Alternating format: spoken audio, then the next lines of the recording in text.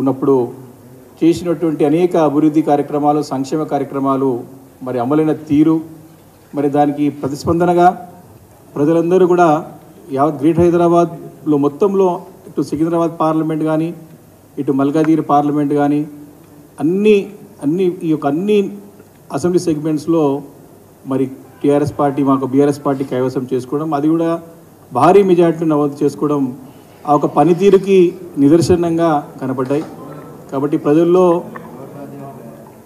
సంపూర్ణమైన నమ్మకం, విశ్వాసం మరి బీఆర్ఎస్ పార్టీ నాయకత్వం పైన, పార్టీ పైన ఉందని చెప్పడానికి ఒక ఎన్నికల ఫలితాలే నిదర్శనమని చెప్పి సందర్భంగా మనవి చేస్తా ఉన్నాను. మరి దాని గురించి కూడా కార్యకర్తలందరూ మాట్లాడుకుంటూ ప్రజల గురించి ఎన్నో చక్కటి కార్యక్రమాలు చేపట్టినటువంటి పార్టీ. మరి ఇప్పటికి కూడా గ్రేట్ హైదరాబాద్ పరిధి మొత్తం కూడా ఒక్కటంటే ఒక్క సీటు కూడా ఈరోజు వేరే పార్టీలకు వచ్చేటువంటి సందర్భం లేదు. కాబట్టి హైదరాబాద్ తెలంగాణ రాష్ట్రానికే హైదరాబాద్ అనేది ఒక గ్రోత్ ఇంజన్ లాంటిది, ఒక తలమానికమైంది. అంటే దీంతోనే తెలంగాణ రాష్ట్రం అంతా నడుస్తుంది.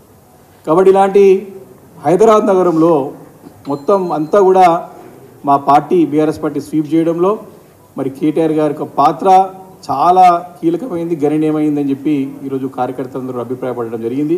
దానికి వారందరూ కూడా వారికి ఎంతో కృతజ్ఞతలు తెలియజేసుకుంటూ పార్టీ బలోపేతాన్ని కూడా కొన్ని సూచనలు, సలహాలు కూడా వారు తెలియజేయడం జరిగింది.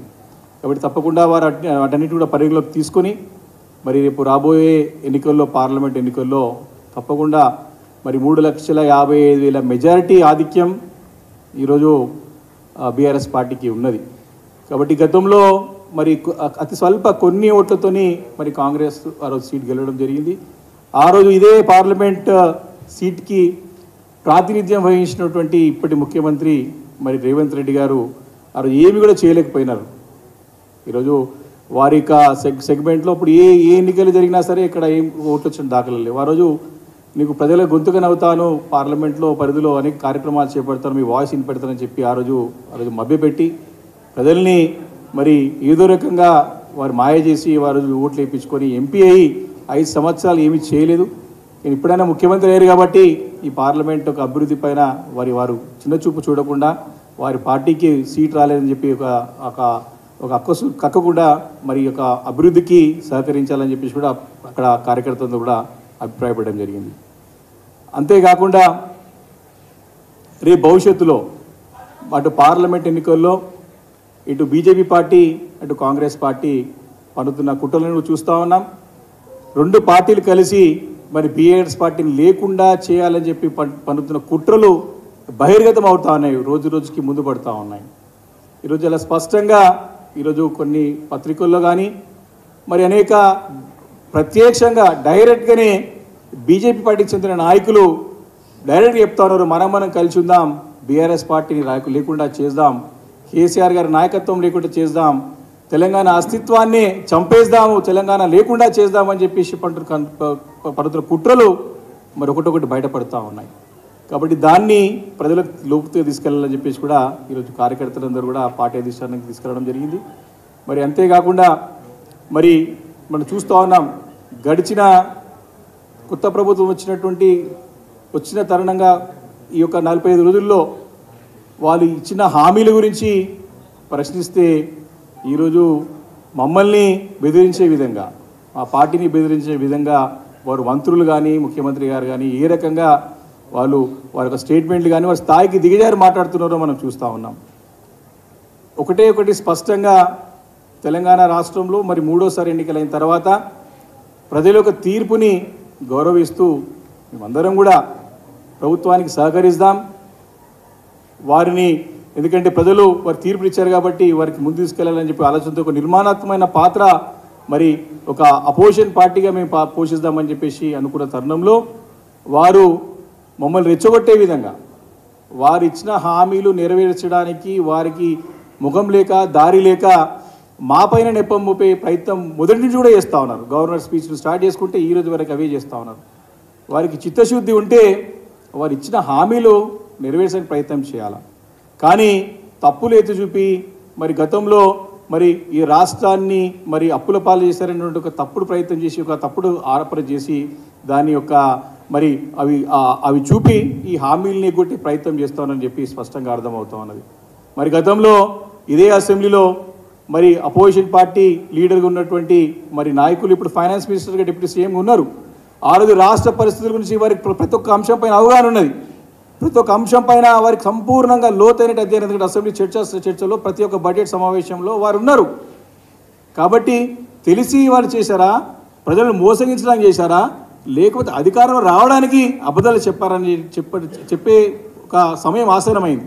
కాబట్టి వాటన్నిటి కూడా తప్పుదో పెట్టడానికి ఈరోజు ప్రయత్నాలు చేస్తూ ఉన్నారు. కాబట్టి ఏదేమైనా సరే ఈ యొక్క పార్లమెంట్ ఎన్నికల నోటిఫికేషన్ వచ్చే లోపల వారు ఏ రకంగా దీన్ని కాలయాపన చేసి పోస్ట్పోన్ చేసి ఎలక్షన్ కోడ్ వచ్చింది కదా అని చెప్పి తప్పించుకునే ప్రయత్నం జరుగుతూ ఉంది. మళ్ళీ పార్లమెంట్లో గెలవాలని చెప్పేసి ప్రయత్నాలు జరుగుతూ ఉన్నాయి. మరి నిన్న కాక మొన్న ఈ 2 రోజుల్లో కొన్ని సర్వేలు వస్తూ ఉన్నాయి. చాలా స్పష్టంగా తెలంగాణ రాష్ట్రంలో హైయెస్ట్ సీట్స్ తప్పకుండా మరి బీఆర్ఎస్ పార్టీకే రాబోతున్న స్పష్టంగా సంకేతాలు వస్తూ ఉన్నాయి. ఇప్పటికే ప్రజలు బాధపడుతూ ఉన్నారు. కేసీఆర్ గారి నాయకత్వాన్ని మేము కోల్పోయినామని బాధపడుతున్న గ్రామాల్లో ఇబ్బంది పడుతూ ఉన్నారు. తప్పకుండా మళ్ళీ అత్యధిక స్థానాలు తెలంగాణ రాష్ట్రంలో బీఆర్ఎస్ పార్టీ కేసీఆర్ గారి నాయకత్వంలో, కేటీఆర్ గారి నాయకత్వంలో సాధించుకోబోతున్నామని చెప్పేసి కూడా ఈ సందర్భంగా మనవి చేస్తూ ఉన్నాను. మరి అంతేకాకుండా కార్యకర్తలందరూ కూడా గతంలో పదవుల గురించి కూడా కొన్ని చెప్పడం జరిగింది.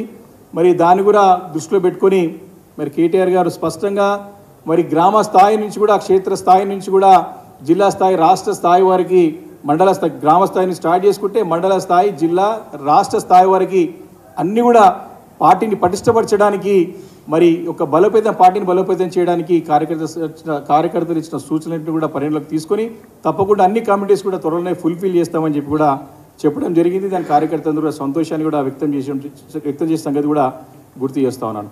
కాబట్టి ఈ పార్లమెంట్ ఎన్నికలకి తప్పకుండా బీఆర్ఎస్ పార్టీ సమర్థంగా ఉన్నది. ఎప్పుడు ఎన్నికలు వచ్చినా సరే కాంగ్రెస్ పార్టీ చేసినటువంటి తప్పుడు ప్రచారాలని, అబద్ధపు ప్రచారాలని వాటన్నిటి కూడా ఎత్తి చూపిపోతా ఉన్నామని చెప్పేసి కూడా ఈ సందర్భంగా మనవి చేసుకుంటూ, మరి ఇప్పుడున్నటువంటి ప్రస్తుత ముఖ్యమంత్రి గారు రేవంత్ రెడ్డి గారు ఒక వ్యవహార శైలి కూడా మరి కార్యకర్తల్లో కానీ ప్రజల్లో కానీ వారు అసహించుకునే విధంగా వారు మాట్లాడుతూ ఉన్నారు. ఒక స్థాయిలో ఉన్న సంగతి మర్చిపోతూ ఉన్నారు.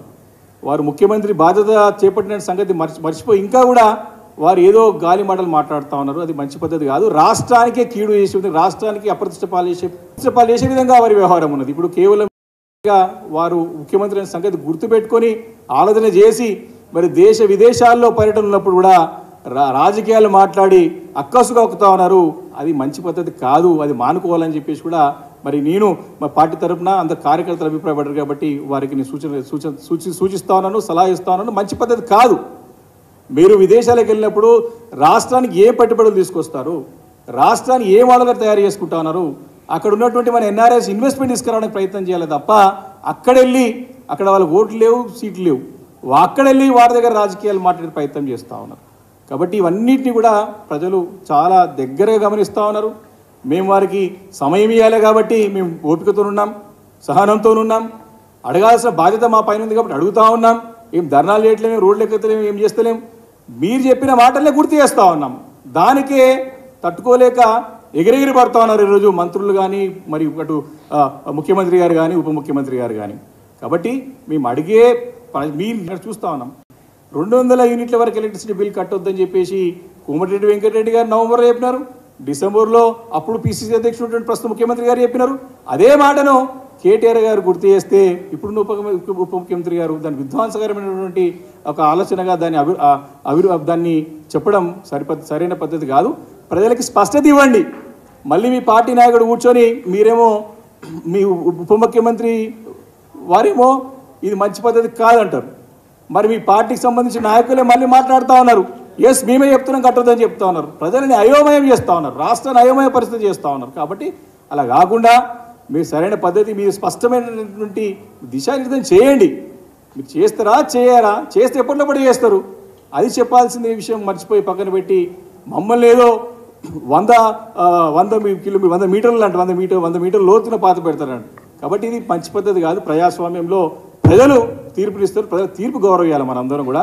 కాబట్టి వ్యక్తిగతంగా ఏదో ఆరోపణ చేయాలని చెప్పి మీరు ఇచ్చే హామీలు నిలబెట్టుకోపోగా మా పైన నెప్పం పెట్టే ప్రయత్నంలో భాగంగా రాజకీయంగా దీన్ని వాడుకొని మళ్ళీ పార్లమెంట్ ఎన్నికల్లో లబ్ధి ఉండడం అనే ప్రయత్నం మంచి పద్ధతి కాదు. కాబట్టి దీన్ని మానుకోవాలని చెప్పేసి కోరుతా ఉన్నాం. కార్యకర్తలు, మా పార్టీ కార్యకర్తలు, నాయకులందరూ కూడా చాలా ఓపికతోని, సహనంతోని చక్కగా ఉన్నారు. మేము పార్లమెంట్ ఎన్నికలకు వాస్తవాలతో ముందుకు పోతా ఉన్నాం. మేము ధర్నాలు చేయట్లేదు, మేమేం రోడ్లకు ఎక్కుతలేము, మేమేం బంధులు ప్రకటిస్తలేము. కేవలం మీరు చెప్పిన మాటల్ని గుర్తు చేస్తున్నాం. అది కూడా మీరు అంటున్నారు కాబట్టి మేము చాలా ప్రతిపక్ష పార్టీగా ఒక కన్స్ట్రక్టివ్ రోల్ ప్లే చేద్దామని చెప్పేసి మా అధినేత కేసీఆర్ గారు మాకు స్పష్టంగా గతంలోనే ఆదేశాలు జారీ చేశారు. దానికి కట్టుబడే మేమందరం ఉన్నాం. కాబట్టి మీరు తప్పుడు విధాన ఆరోపణలు మానుకోవాలని చెప్పేసి కూడా మేము కాంగ్రెస్ పార్టీకి హెచ్చరిస్తూ ఉన్నాం. బీజేపీ పార్టీ కూడా ఈరోజు రామ మందిరాన్ని తమకు అనుకూలంగా మలుచుకునే ప్రయత్నం చేస్తూ ఉన్నారు.